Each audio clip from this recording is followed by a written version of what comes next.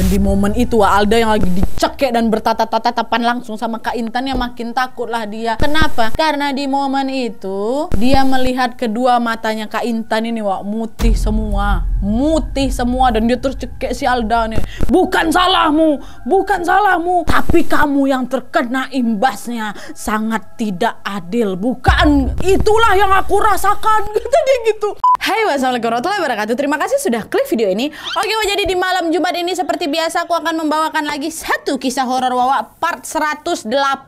Cepat kali udah nyampe 108 kita ya. Terima kasih buat kalian yang udah mau berbagi pengalaman horor di sini, dan juga untuk kalian yang selalu antusias nunggu KHW tayang. Nah, malam ini aku akan membawakan sebuah cerita. Kalian dengar aku ya, yang betul-betul nggak berhenti bikin aku tercengang-cengang dari awal sampai akhir.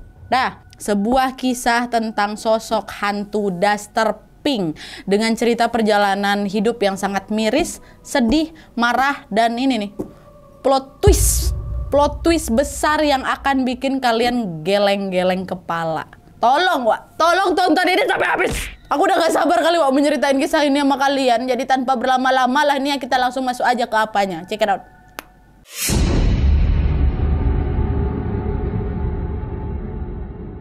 Oke, jadi kisah yang akan aku bawakan malam ini dikirim sama Wawa aku yang kita sebut aja namanya Alda dari Riau. Halo Alda. Nah, jadi kisah ini terjadi pada saat Alda masih kelas 2 SMP, tepatnya ketika dia mondok di salah satu pondok pesantren yang ada di Jawa. Dan untuk menjaga privasi, semua nama dan tempat dalam cerita ini udah Nadia samarkan. Nah, jadi pondok pesantrennya Alda ini secara rutin memang selalu mengadakan perkemahan setiap tahun. Nah, kebetulan pas Alda kelas 2 SMP itu, perkemahan yang biasanya memang dilakukan di luar pondok, waktu itu cuman dilakukan di sekitar pondok aja memang. Nah, perkemahan itu berlangsung selama 4 hari 3 malam. Nah, selama mengikuti perkemahan tersebut, Alda ini satu regu sama Rina, Eti, Kak Anggun, Kak Intan, dan satu pendamping nih namanya Ustazah Rika. Nah, di hari yang pertama sampai hari yang ketiga, semua berjalan baik-baik aja memang. Sampai akhirnya di hari keempat, teror horor ini pun dimulai. Dimana hari itu sekitar jam setengah 4 pagi, ceritanya Alda, Rina, sama Eti berencana untuk mandi dan juga cuci baju. Nah, pas mereka ini lagi siap-siap gitu kan, mau ke tempat cuci baju, Kak Intan, kan satu tim sama mereka tuh, Kak Intan tiba-tiba kebangun. Dia nanya, mau kemana? Mau pada kemana, Dek? Kata gitu kan. Mau nyuci baju, Kak, sekalian mandi, kata mereka. Oh gitu, nanti kalau ada yang pinjam gayung dikasih ya, kata Kak Intan. Nah, Alda, Reni, sama Eti ini sebenarnya agak kebingungan dengan ucapan yang Kak Intan, Ya mereka cuma, ya kak, cuma ngangguk-ngangguk aja. Dan FYI, di pondok Alda itu sebenarnya ada aturan untuk membawa gayung sendiri. Dan itu pun nggak boleh dipinjamkan ke siapa-siapa. Makanya setiap santri di sana pasti udah ada gayung masing-masing, Itulah kenapa mereka bertiga ini juga agak bingung. Kenapa Kak Intan malah nyuruh, nanti kalau ada yang minjam gayung kasih, bukannya nggak boleh gitu kan. Tapi waktu itu mereka nggak ambil pusing, Mungkin karena memang Kak Intan yang notabene-nya adalah santri baru, jadi masih belum bisa hafal kali lah sama aturan-aturan pondok. Nah, mereka pun berangkatlah ke area cuci baju. Dari mereka bertiga, Alda lah yang lebih dulu selesai nyuci baju. Akhirnya dia pergilah mandi duluan. Nah, posisi kamar mandinya ini masih kayak satu area gitu loh sama tempat cuci baju tadi dan juga jemuran. Dan di sana adalah itu 10 kamar mandi berjejer. Nah, pas Alda lagi asik-asik mandi, tiba-tiba dia ini mendengar ada orang yang ngetuk pintu kamar mandinya. Gitu. Lalu dengan suara serak terdengarlah seseorang berkata, "Boleh aku pinjam gayung?" Kata orang ini. Nah, mendengar hal itu Alda langsung ketakutan, Dia tahu itu bukan suara Rina ataupun Eti, bukan. Gak ada orang lain selain mereka bertiga, baru mereka bertiga aja yang ada di situ. Ini bukan suara kawan aku nih. Nah, di situ Alda keingatlah sama pesannya Kak Intan yang tadi nyuruh untuk meminjamkan gayung kalau ada orang yang mau pinjam. Tapi di situ Alda pun mikir lagi, kalau yang lagi minjam gayung ini santri juga, bukannya dia ini harusnya punya gayung sendiri ya? Apa dia pinjam gayung aku nih? Nah, di tengah kebingungannya itu, tiba-tiba suara dari luar pintu itu pun terdengar kembali. Dan orang ini terus masih mengetuk pintu kamarnya si Alda ini, sambil terus mengatakan hal yang sama. "Boleh aku pinjam gayung? Boleh aku pinjam gayung? Boleh aku pinjam gayung?" Katanya kayak gitu. Nah, Alda memang udah nggak tahan dan makin ketakutan ini, seketika langsung berteriak lah manggil Rina sama Eti. "Rina, Eti, tolong." Tapi anehnya, sekencang-kencangnya Alda ini teriak manggil kedua kawannya ini, nggak ada jawaban dari dua kawannya itu. Akhirnya apa? Alda pun memberanikan diri lah untuk menjawab, "Nggak, nggak mau aku, pakai gayung kau sendirilah, kata gitu. Dan di momen itu juga, Wak, dari arah bawah pintu Alda mengintip orang yang mau pinjam gayung itu. Kebetulan memang semua pintu kamar mandi yang ada di sana, Wak, nggak tertutup rapat sampai bawah gitu loh, nggak. Jadi macam ada jeda paling sejengkal, 2 jengkal, 2 jengkal bah ketinggian kali, 1 jengkal lah mungkin. Jadi ada celah nih buat ngeliat keluar ya kan. Nah pas Alda lagi ngintip keluar ini, Wak, betapa terkejutnya Alda ketika Alda melihat dengan jelas ada sepasang kaki tapi melayang, Wak. Dan seramnya lagi, sepasang kaki itu dipenuhi sama luka gores dan juga mengeluarkan banyak darah yang disertai dengan bau amis. Ada luka gores ke kaki orang tua, entah hantu tuh berarti melayang kan. Dan saking banyaknya, Wak, sampai darah itu pun mengalir ke parit yang memang ada di depan kamar mandi itu, ngalir darah ya. Dan itu adalah kali pertama aku nengok hantu, Nadia, kata si Alda. Walaupun memang nggak ngeliat mukanya secara langsung ya, pemandangan kaki melayang udah ya tersayat-sayat pula kakinya, darah yang menetes-netes, udah cukup menyeramkan kali lah. Bergetar lah si Alda, makin ketakutan lah itu kan. Dan gak lama kemudian Alda yang memang masih di dalam kamar mandi itu pun langsung pengsan, Wak, nggak sadarkan diri dia. Nah terus, Wak, sekitar jam 6 pagi Alda pun sadarlah dari pingsannya. Nah pas dia lagi sadar ini, dia udah nggak di kamar mandi lagi, Wak. Alda ini sudah terbangun di posko kesehatan, jadi macam UKS gitulah. Nah di posko itu udah ada Kak Anggun, ada Ustazah Rika, pengawas mereka kan, lagi ngimpas-ngimpasin dia. Dan entah apa yang terjadi selama Alda pingsan, tapi yang jelas, Wak, pada saat itu Alda merasakan tenggorokan ini sakit kali, Wak. Alda pun mintalah diambilkan segelas air minum ke Kak Anggun. Kak Anggun, tolonglah Kak, aku haus sekali, sakit tenggorokan aku.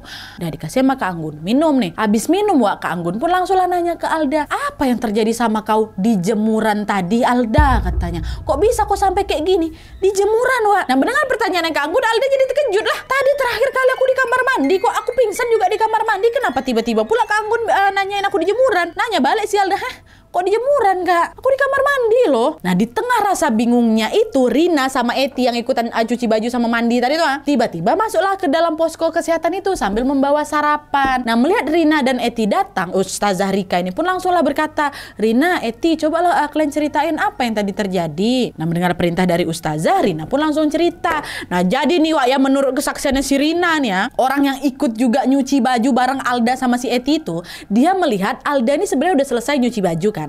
Terus pamit dia mau mandi duluan. Betul memang. Dah dia masuk kamar mandi, si Rina sama Eti lanjutlah itu ngebilas, ngejemur, dan baru mau mandi setelah selesai ngejemur. Nah pas Rina sama si Eti ini baru mau ngejemur baju, Wak, mereka nengok Alda keluar tuh dari kamar mandi dan menggunakan daster warna pink sambil membawa ember berisi baju. Aduh, kenapa aku tiba-tiba merinding ya sambil habisi baju nih. Dan anehnya, Wak, baju yang ada di embernya Alda tuh sekilas kelihatan ada macam bercak-bercak merahnya, Wak. Nah di situ Rina mikir, oh itu mungkin bajunya Alda kelunturan gitu kan. Rina nanya lah, Alda kau mau kemana? Udah selesai kau mandinya? Nah tanpa menoleh ke arahnya Rina, Alda pun menjawab, mau jemur baju. Katanya gitu. Nah dah tuh akhirnya mereka pun berjemur baju bareng-bareng, Wak, di sana bertiga nih. Nah saat itu Alda jemur bajunya di jemuran paling ujung kali, Wak. Sedangkan Rina sama Eti pada jemur di bagian tengah. Nah di situ Rina sama Eti ini sebenarnya udah berkali-kali ngajakin si Alda, kok jemur di sini aja lah, masih banyak kosong kok di sini, ngapain kok jemur di sana jauh kali. Tapi di situ Alda diam, Wak, dia nggak jawab apa-apa. Dia cuma geleng-geleng kepala aja gitu. Nah terus barulah itu nggak lama kemudian tiba-tiba Alda jatuh pingsan. Nah itulah kenapa makanya mereka bilang orang apa kok pingsan di jemuran. Memang di jemuran si Alda nih pingsan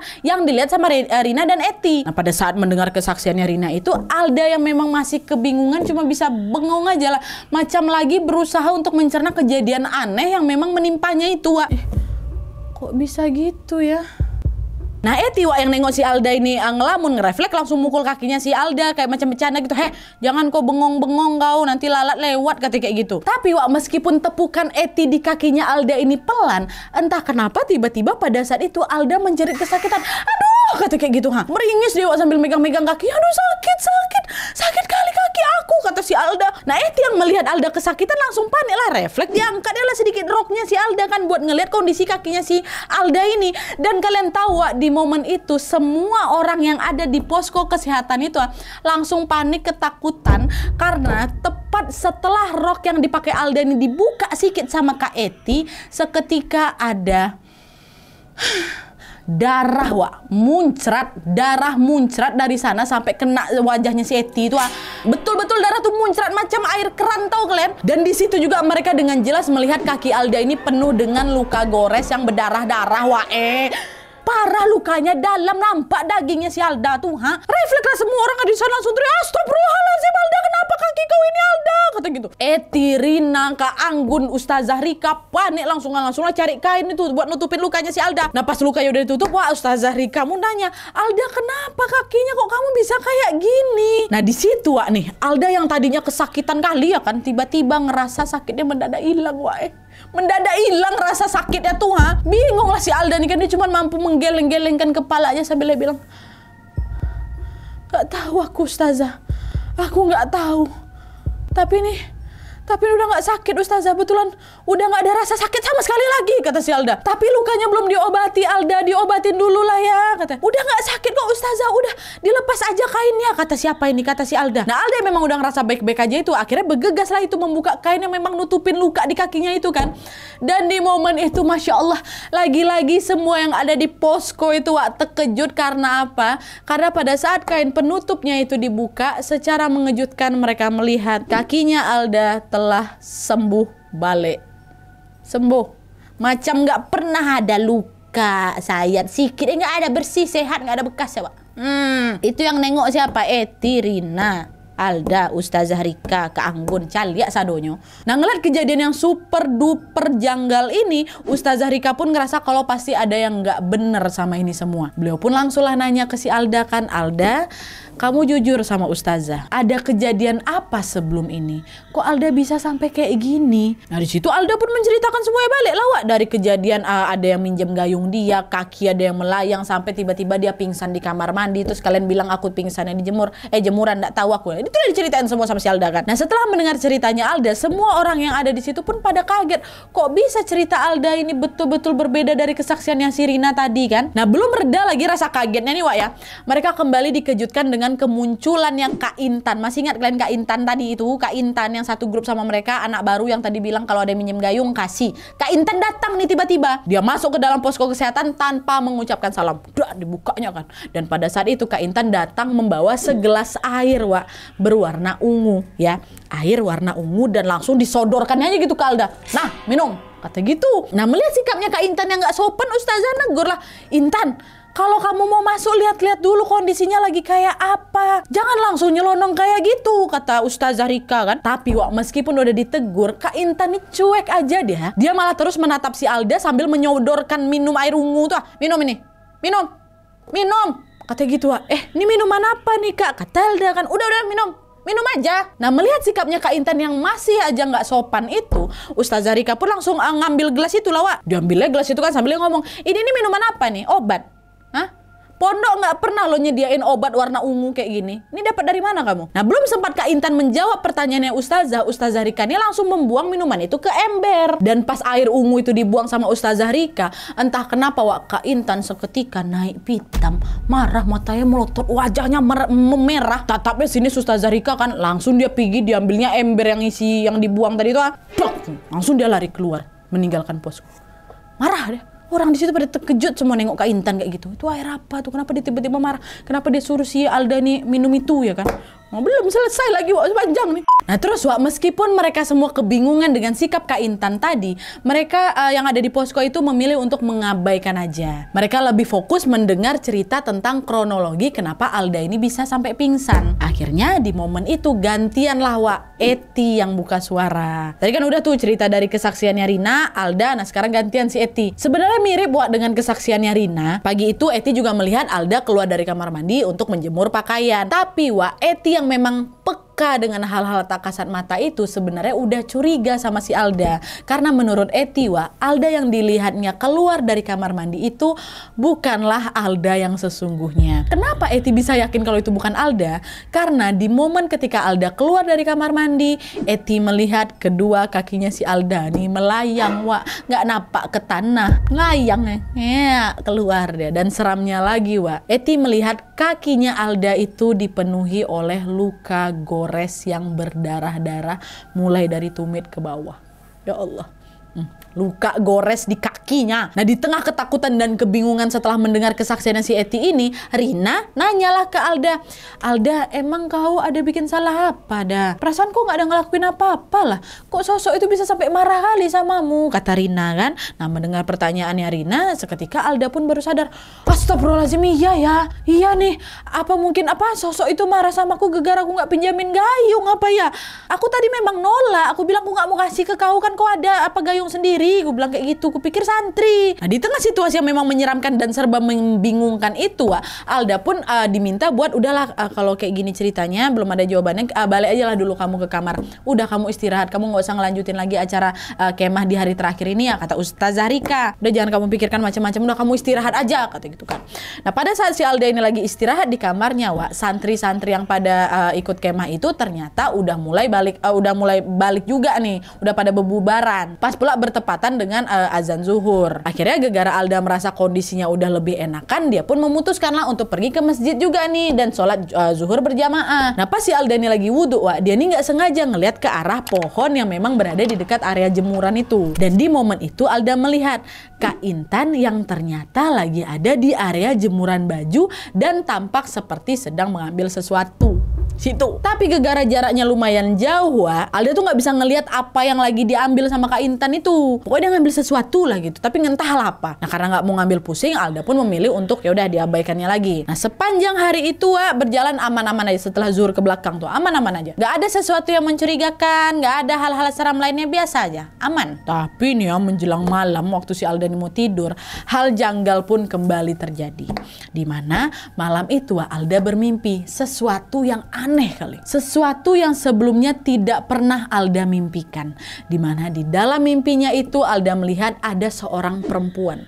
Perempuan cantik kali, penampilannya masih terlihat muda lah, macamnya anak-anak 17 tahun. Nah, perempuan itu sedang berjalan di sebuah gang sempit. Lalu tiba-tiba secara mengejutkan datang seorang laki-laki menggunakan jaket menghampiri si perempuan itu. Dan tanpa ngangengong, si laki-laki ini pun langsung menculik perempuan ini dan memperkaosnya. Nah, mimpi yang tiba-tiba datang itu jelas buat si Alda bingung lah, takut juga dia kan. Dan kalian tahu bagian paling janggal dari mimpinya itu apa? Perempuan yang dilihat sama Alda dalam mimpinya itu menggunakan daster pink. Daster berwarna pink. Kaget nggak Tadi aku ceritakan sosok yang menghantui Alda di kamar mandi itu apa? Pakai daster pink. Kok bisa sama nih? Apakah mereka juga sosok yang sama? Nah, mimpi yang sangat aneh itu datang berturut-turut 3 hari. Setiap Alda nih tidur mimpi kayak gitu terus. Bahkan tidur siang pun tidur siang nih aku mimpi yang sama juga. Nah, Alda mulai ngerasa nggak tahan dengan mimpinya itu pun akhirnya memilih untuk menceritakan hal tersebut kepada 2 sahabatnya, Eti dan Rina. Dia ceritain lah tuh kan, wah aku mimpi gini.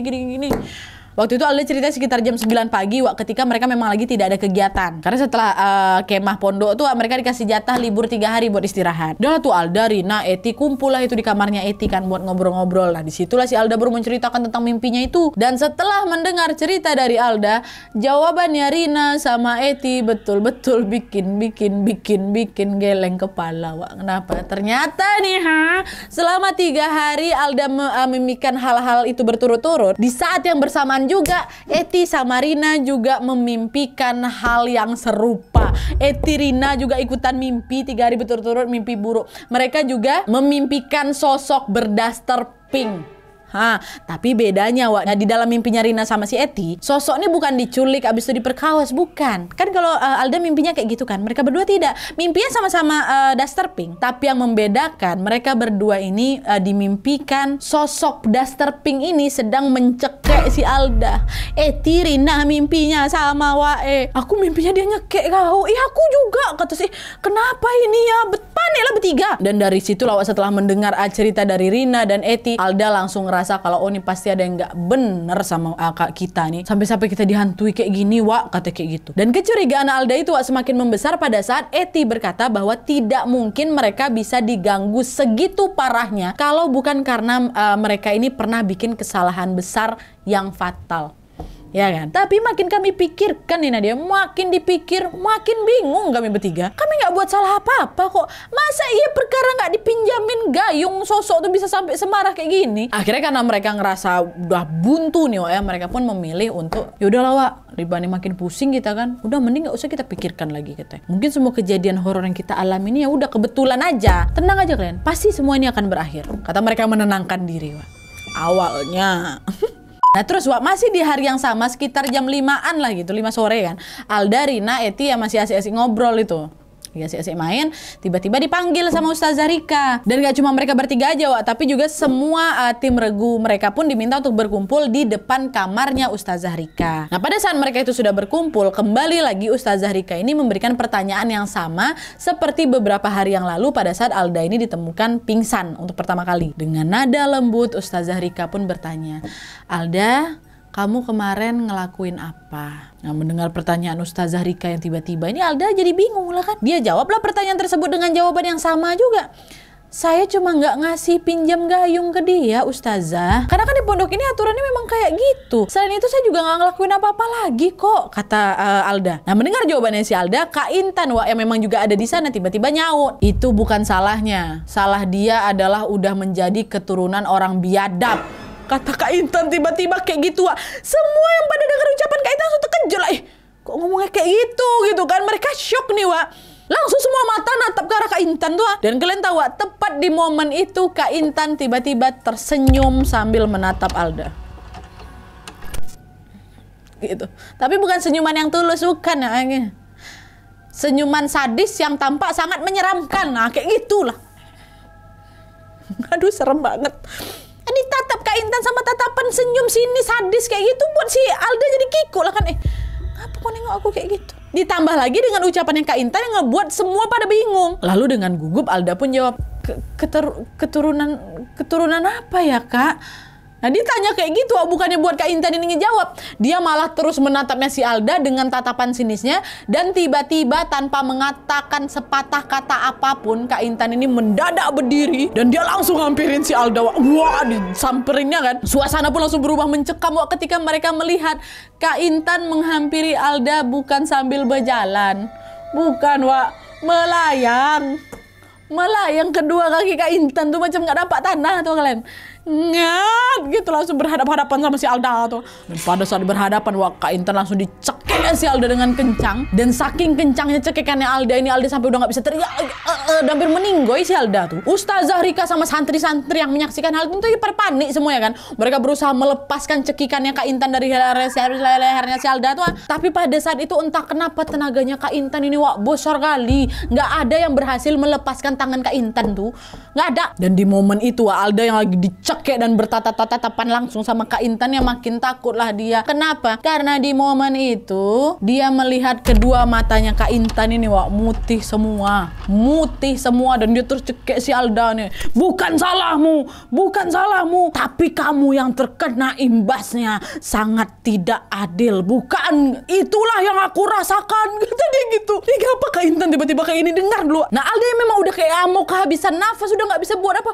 Udah pasrah aja aku waktu itu Nadia. Untungnya Wak Eti, masih ingat kalian kan Eti yang tajam tuh. Eti yang memang lumayan paham dengan hal-hal gaib itu pun langsunglah berinisiatif dipecahkannya cermin kaca yang memang dia bawa tuh. Perang. Eti ambil pecahan kaca itu Wak, dan langsung apa? Ditusuk ya ke punggungnya Kak Intan tuh kan.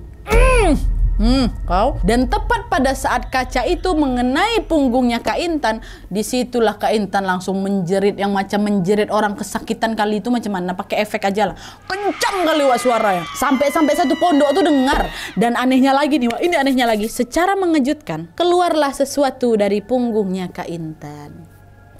Bisa kalian tebak apa? Darah? Bukan.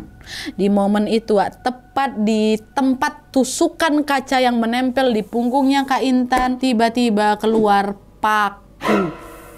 paku banyak kali Wak. Ya Allah terbayang. Dan di situ Kak Intan ini masih teriak kesakitan nih Wak ya, sampai akhirnya dia lemas dan tak sadarkan diri. Aku keluar, Wak. Nah, karena teriakannya Kak Intan yang memang kencang kali, salah satu kiai di sana namanya Kiai Randu lah kita sebutkan, dengar. Beliau langsung lah pergi ke sumber suara kan. Nah, sampailah beliau di depan kamarnya Ustazah Rika. Disitulah beliau juga menyaksikan pemandangan yang super duper menyeramkan yang nggak bisa dijelaskan dengan kata-kata tuh. Beliau nengok Alda kesakitan, Kak Intan lagi pingsan, paku ada bersebar di lantai. Nah, melihat itu semua, tampaknya Kiai Randu ini langsung tahu apa yang sedang terjadi, Wak. Beliau pun membaca doa dan menekan punggungnya Kak Intan. Dan di titik tempat kaca menusuk punggungnya Kak Intan tadi, Wak, lagi-lagi keluar lagi paku tuh, banyak lagi keluarnya. Duar, ya Allah kok bisa gitu ya. Dan barulah nggak lama kemudian Kiai Randu pun berjalan mendekati Alda dan beliau langsung menenangkan Alda dan meminta Ustazah Rika untuk mengambilkan segelas air. Setelah air datang, dibaca-bacakan doa. Kiai Randu pun meminta Alda untuk meminum air doa tersebut. Dah, minum. Kan. Nah, setelah itu beliau pun bertanya lagi, "Nak, ada apa, Nak?" Nah, Alda yang memang masih lemas, kesakitan setelah dicekik sama si Kak Intan itu kan nggak kuat dia buat ngejawab, Wak. Akhirnya Ustazah Rika lah itu yang menjelaskan semuanya kan. Gini, Kiai, gini. Ceritaan semuanya. Dan setelah mendengar penjelasan dari Ustazah Rika, Kiai Randu pun langsung mengeluarkan handphone dari kantornya seolah sudah mengetahui apa yang terjadi. Pada saat itu beliau meminta Alda untuk, "Nak, telepon orang tua kamu," katanya. Dah, Alda tekan nomor HP mamanya, dia telepon lah orang tuanya. Diceritain lagi tuh semua terjadi. "Ma, tadi gini, kemarin gini. Semua diceritain. Nah, disinilah, Wak. Disinilah semua misteri-misteri tentang hal-hal horor yang menghantui Alda akhirnya terungkap. Apa yang terjadi sama Alda, ada apa sama Kak Intan, kenapa begini, kenapa begitu, terjawab semua. Sebuah plot twist besar yang bikin mengangak kalian semua, Wak. Apa itu? Masuk.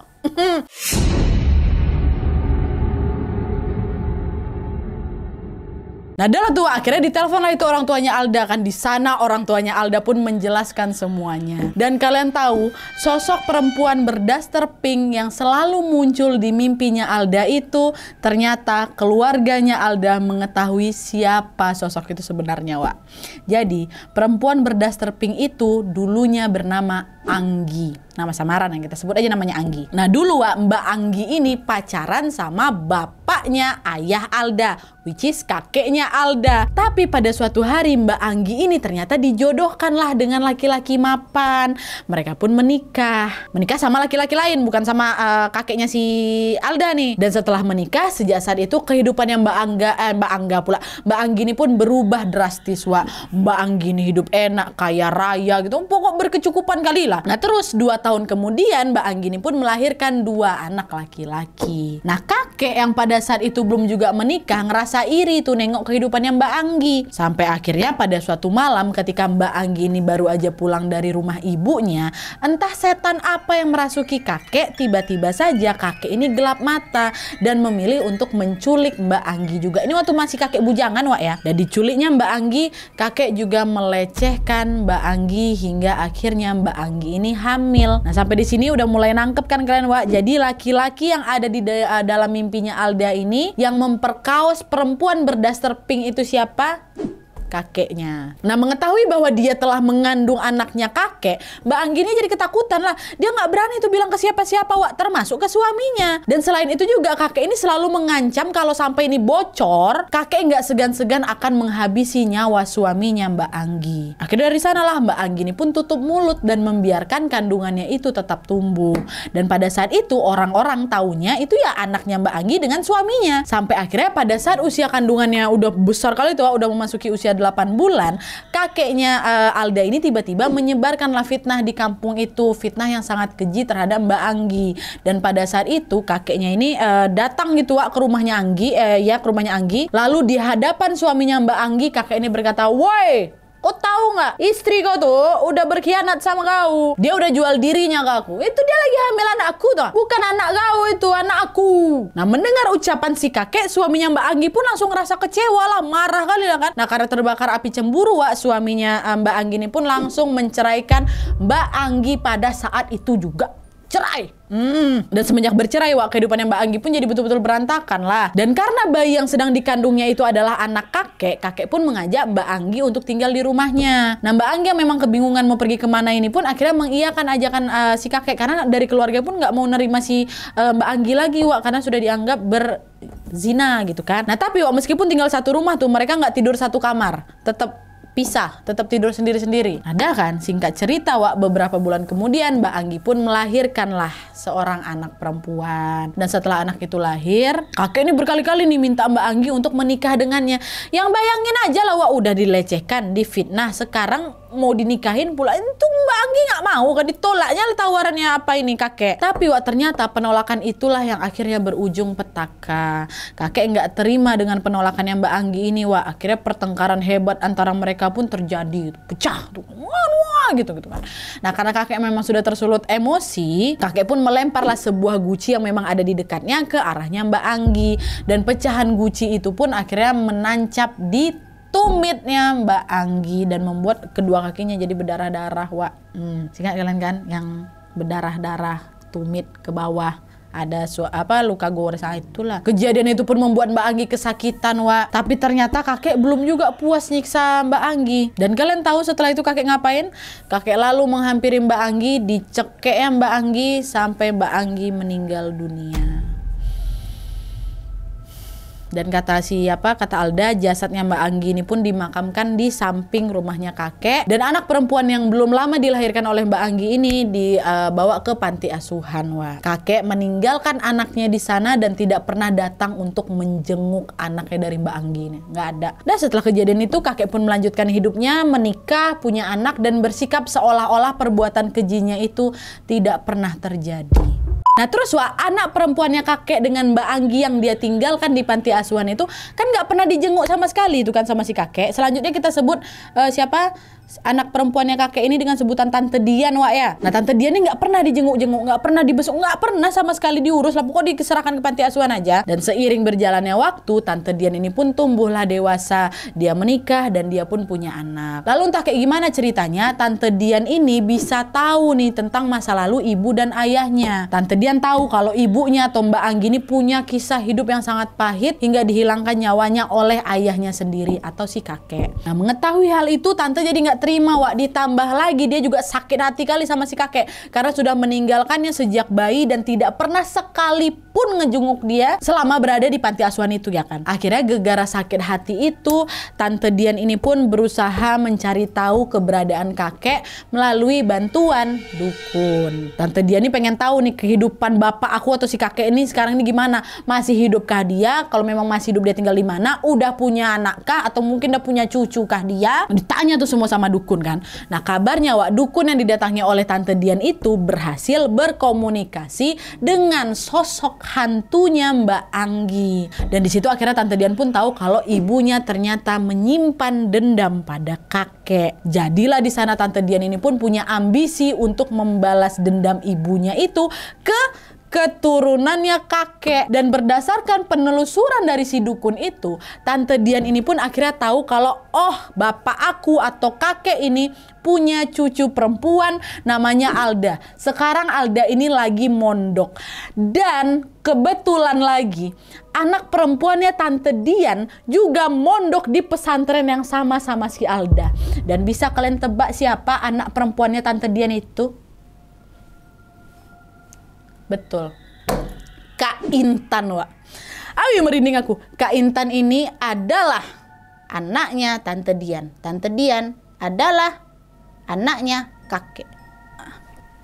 Itulah Kak Intan tuh. Itulah kenapa, Wak, sejak awal cerita ini Kak Intan kan selalu bersikap aneh kali ke si Alda kan. Bahkan Kak Intan ini juga yang sering kali berusaha untuk mencelakai Alda, bukan? Itu semua karena apa? Karena Kak Intan memang sengaja digunakan sebagai media untuk membalaskan dendamnya Tante Dian dan Mbak Anggi, Wak. Ingat kalian sama segelas air warna ungu yang Kak Intan tiba-tiba ngasih kapan hari itu? Nah itu tuh air racikan dari dukunnya Tante Dian tuh Wak. Yang katanya kalau misalnya Alda ini minum, jiwa sama raganya si Alda ini bisa bolong. Bolong tuh maksudnya mungkin bisa kayak ditempati sama jin gitu loh Wak. Nah kalau misalnya memang udah bolong tuh Nadia ya, jiwa sama raga aku ini bisa macam dikuasai lah sama mereka-mereka dan nyawaku bisa melayang katanya. Ya Allah, untung kali nggak diminum sama si Alda. Untung ada Ustazah Rika waktu itu ya. Nah jadi itulah Wak cerita yang diceritakan oleh orang tuanya Alda kepada Alda dan mereka semua. Alda yang mendengar cerita itu ya terkejut dia kan. Dia sama sekali tidak menyangka kalau ternyata kakek aku pernah punya masa lalu yang sangat jahat Nadia. Nangis si Alda dengar itu Wak. Dan akhirnya malam itu juga nih seluruh keluarganya Alda datang ke pondok pesantren tua, termasuk kakek. Datang kakek tua, masih hidup kakek yang memang sudah menyesal dengan perbuatannya itu pun langsung memohon kepada Kak Intan, which is siapa, cucu beliau juga nih Wak. Dan pada saat itu kakek memohon kepada Kak Intan untuk mengajak Tante Dian datang ke pondok pesantren juga. Kakek ingin bertemu dengan Tante Dian karena bagaimanapun Tante Dian ini anak dia. Dah lah tuh kan Wak, aduh ini makin dah lah tuh singkat cerita Wak, betulan Tante Dian mau datang ke pesantren Wak. Nah pas melihat Tante Dian datang, kakek langsung bersujud di kaki Tante Dian Wak. Bersujud berkali-kali minta maaf atas perbuatan, nangis kakek itu. Di masa lalu saya betul-betul menyesali kesalahan saya, tolong maafin saya kayak gitulah ya. Aduh merinding aku. Nah di titik itu pada saat bapak lagi bersujud minta maaf tuh, Tante Dian yang memang udah terlanjur terluka hatinya langsung nangis Wak. Nangis juga sejadi-jadinya. Tapi mau sebagaimanapun Tante Dian menyimpan dendam dengan kakek tetaplah ayah kandungnya ya kan. Dan ternyata Wak diam-diam Tante Dian ini juga merindukan kehadiran seorang ayah dalam hidupnya. Akhirnya untuk menebus kesalahan kakek, Tante Dian pun meminta kakek agar tinggal di rumah bersamanya dan memperlakukan Tante Dian sebagaimana seorang ayah memperlakukan anak perempuannya. Aduh merinding aku.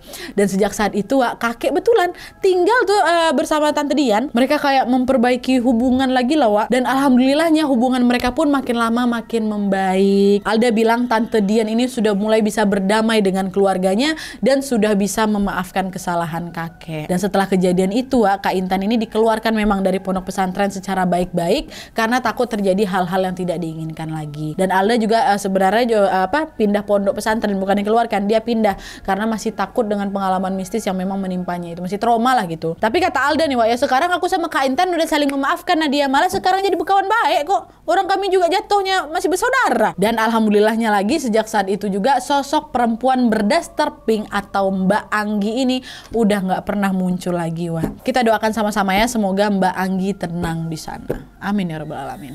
Oke Wak, jadi itu tadi kisah dari sosok perempuan berdaster pink yang plot twistnya ternyata sosok itu masih ada hubungan keluarga sama si narasumber atau sama Alda. Betul-betul kisah yang bikin apa ya, kita macam tengah nggak sih? Dan FYI Wak, sejak kejadian itu, nah ini bonusnya nih, sejak kejadian itu Tante Dian yang memang sudah terlanjur bekerja sama dengan jin untuk membalas dendamnya kepada kakek, ternyata nggak semudah itu Wak bisa bebas dari belenggu jin itu. Kata Alda Wak, setiap malam Jumat jin yang memang sudah membantu Tante Dian ini masih terus meminta tumbal berupa 2 ekor ayam hitam. Dan Tante Dian yang pada saat itu sudah berdamai dengan kakek akhirnya pergi juga ke dukun lagi nih untuk meminta dibebaskan dari belenggu jin itu. Tapi kata dukunnya, wah nggak bisa kecuali kamu mau menumbalkan anakmu. Tante Dian nggak mau lah numbalkan Kak Intan. Dan ditambah lagi pada saat itu posisinya suaminya Tante ini juga udah meninggal dunia Wak. Dan akhirnya si dukun itu pun kayak ngasih solusi gitulah yang menurut aku cukup ekstrim. Apa itu? Jadi Tante Dian ini diminta untuk melakukan hubungan dengan jin sampai nanti Tante Dian ini hamil. Dan nantinya anak dari jin itulah yang akan ditumbalkan. Entah gimana Wak caranya, tapi katanya pada saat itu Tante Dian setuju dan betulan hamil Wak. Tapi hamilnya itu yang nggak normal gitu loh, cuma 3 minggu aja. Terus tiba-tiba kempes lagi perutnya. Nah, katanya sih ya, katanya pada saat itu bayi dalam kandungan Tante Dian ini udah macam diambil gitu loh buat dijadikan tumbal. Tapi nggak tahu juga Wak ya gimana pastinya. Yang jelas sejak saat itu Tante Dian ini akhirnya bisa lepas dari belenggu jin itu, dan dia ini pun bisa melanjutkan hidupnya selayaknya orang pada umumnya. Dan sebenarnya juga nih Wak ya, pada saat Alda mengirimkan cerita ini, hubungan keluarga mereka alhamdulillah udah rukun, antara keluarganya Tante Dian, Intan, Alda, mama bapaknya, kakek udah rukun lah alhamdulillah. Mereka sudah berdamai. Kakek sudah menyesali, Tante Dian juga sudah memaafkan. Kakek yang tinggal bersama Tante Dian pun sudah mulai memperbaiki lagi hubungan mereka. Beliau memperhatikan, menyayangi, dan nge-treat Tante Dian selayaknya seorang ayah kepada anak perempuan lah gitu Wak. Tapi nih Wak, sayangnya pada saat kisah ini kami keep, udah komunikasi juga sama Alda, tinggal tunggu syutingnya aja. Alda ngubungin kami, dan kami mendapatkan kabar dari Alda bahwa di awal bulan Januari kemarin kakek sudah meninggal dunia. Oleh karena itu aku dan tim turut berbelasungkawa sebesar-besarnya, dan mari sejenak kita sama-sama berdoa semoga dosa-dosa kakek diampuni, amal ibadahnya diterima di sisi Allah Subhanahu wa taala, dan semoga semua keluarga yang ditinggalkan diberikan ketabahan. Dan melalui video ini juga Alda berpesan kepada kita semua untuk tetap berhati-hati dalam bersikap. Sesuatu yang memang kita kira udah selesai di masa lalu itu bisa saja tiba-tiba muncul lagi Wak di depan dan menghambat masa depan kita. Jadi intinya jangan sampai bikin salah sama orang dan gak minta maaf Wak ya. Dan selain itu, seberat apapun masalah yang kita tanggung, jangan pernah sekalipun bersekutu sama jin. Lepasnya susah. Minta tolong hanya kepada siapa? Allah Subhanahu wa taala. Sekali lagi ya Wak ya, sekali lagi ayo kita doakan semoga Mbak Anggi kakek tenang di sisi Allah Subhanahu wa taala, dan seluruh keluarganya Alda selalu berada dalam lindungan Allah Subhanahu wa taala. Amin ya robbal alamin. Oke Wak, jadi sekian dulu videonya. Buat kalian yang juga pengen berbagi kisah horor kalian, bisa langsung kirimin aja ke email yang ada di bawah ini dengan subjek kisah hororku plus judulnya Wak. Judul singkat aja gitu. Dan sertakan juga nomor WhatsApp sama Instagram kalian supaya kami gampang hubungin kalian kalau misalnya kisah kalian di-up di video selanjutnya. Oke, jadi sekian dulu videonya. Terima kasih banyak yang sudah menonton. Kalau kalian suka video ini, klik like-nya, jangan lupa komen di bawah untuk dan saran-saran teman-teman. Jangan subscribe supaya kalian sama-sama informasi dari channel aku. See you next video Wak. Bye.